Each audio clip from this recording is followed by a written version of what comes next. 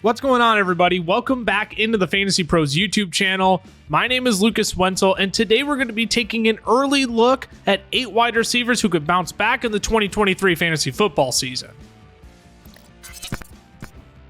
Let's start this list off with Mike Evans, who finished the season as the wide receiver 17 in PPR formats. Honestly, though, it really didn't feel like he finished that high, despite still being the wide receiver 15 in fantasy points per game. That's in large part because 23.4% of his fantasy points and half of his touchdowns on the year came in his 49-point Week 17 fantasy performance. So what indicates that Mike Evans could possibly bounce back in 2023? We're going to look at air yards differential, which takes a player's air yards, adds their yards after the catch, but takes away their total receiving yards. Players with high air yard differentials had the opportunity for better fantasy seasons than what they produced, essentially.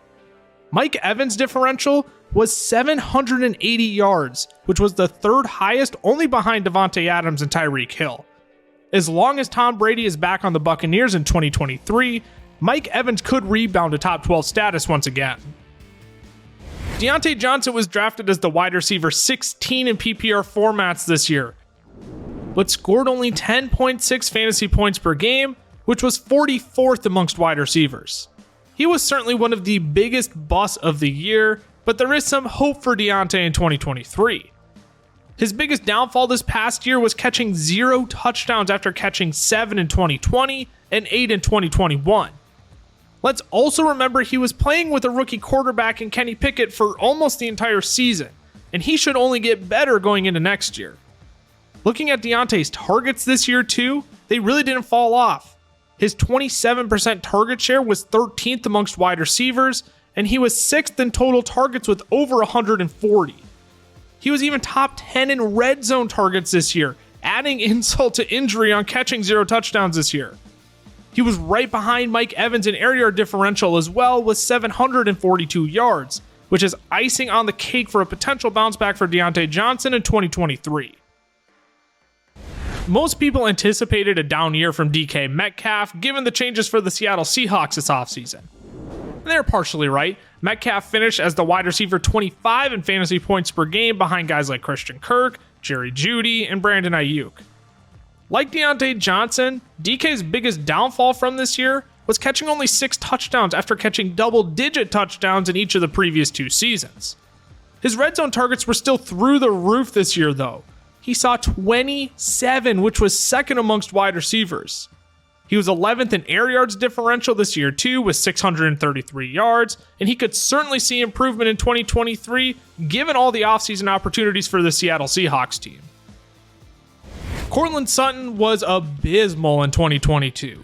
He was projected by many to be the number 1 wide receiver in this Denver Broncos offense this year, and he certainly disappointed, finishing as the wide receiver 45 in fantasy points per game. What makes it even more disappointing, though, was that he was the wide receiver 12 in PPR formats through the first 5 weeks, seeing 7+ targets in every game and 10+ targets in 3 of the 5. On the season, he was first in route participation, running a route on 100% of the team's passing plays while he was active. He was still top 12 in deep targets this year as well, while being top 20 in both air yards and unrealized air yards. His air yards differential wasn't as impressive, but if he improves on his separation and contested catch rate in 2023, we could see a re-emergence from the Broncos pass catcher.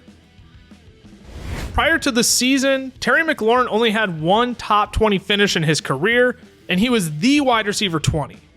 He finished as the wide receiver 14 in PPR formats this season, but don't be fooled because he still finished as the wide receiver 23 in fantasy points per game. Let's be honest though, this is still a decent feat considering he was playing with 2 of the most inconsistent quarterbacks in the NFL in Carson Wentz and Taylor Heineke. His 619 air yards differential was 12th amongst wide receivers this year, and should this top 15 wide receiver talent land a better, more consistent quarterback for 2023, we could see him turn into a consistent top 15 producer in fantasy football as well. It always feels like the perfect season for DJ Moore to have a bounce back year, and it will be once again in 2023. Carolina has been playing rent a quarterback for the past 3 to 4 years now, and there has to be a change made in 2023 to provide this man some stability. Moore hasn't been able to crack the top 20 wide receivers in recent history. He failed to do so again in 2022, finishing as the wide receiver 24, while finishing as the wide receiver 36 in fantasy points per game. DJ Moore was first in the NFL this year in air yard share though, meaning he had the highest percentage of total team target distance. This is backed up by his air yard differential as well. His 734 yards was the 5th highest differential. Should Moore be able to capitalize on missed opportunities and hopefully better quarterback play in 2023, we could finally see a bounce back season for the 25-year-old wide receiver. Marquise Brown is an interesting name because he dominated the first 6 weeks of 2022, but then he got injured and DeAndre Hopkins returned. Not to mention, as soon as he returned from injury, Kyler Murray tore his ACL, so that tanked the rest of Hollywood's season. Kyler's status for the beginning of the 2023 season is still in jeopardy, but there is some hope for Hollywood Brown still. He only had a 1.9% drop rate in 2022, which is extremely impressive, and he was top 12 in both snap share and route participation. Not to mention, he cracked the top 10 in air yard differential, and once Kyler returns in 2023, Hollywood Brown could wind up becoming a sneaky value.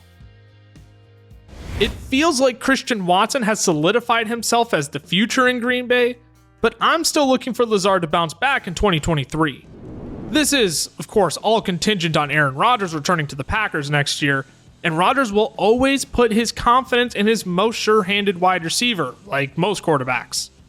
Let's be honest, Christian Watson's 8.5% drop rate could wind up frustrating Rodgers next year if he doesn't fix that in the offseason.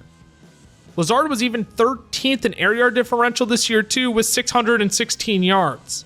Lazard's ceiling isn't astronomical, but we could certainly see improvement on his wide receiver 35 finish from this year. Alright, yo, before I get out of here, make sure you're subscribed to the FantasyPros YouTube channel. We're releasing content all off season long, and turn on those notifications so you can be alerted when new episodes are up to get an upper hand on your opponents going into the 2023 season. We'll see y'all next time. Thanks for tuning in to the FantasyPros YouTube channel. Don't forget to check out our featured videos. And while you're at it, make sure to follow us on Instagram, Facebook, and Twitter at FantasyPros, so you can get the latest news and updates to give you the edge you need in your fantasy league.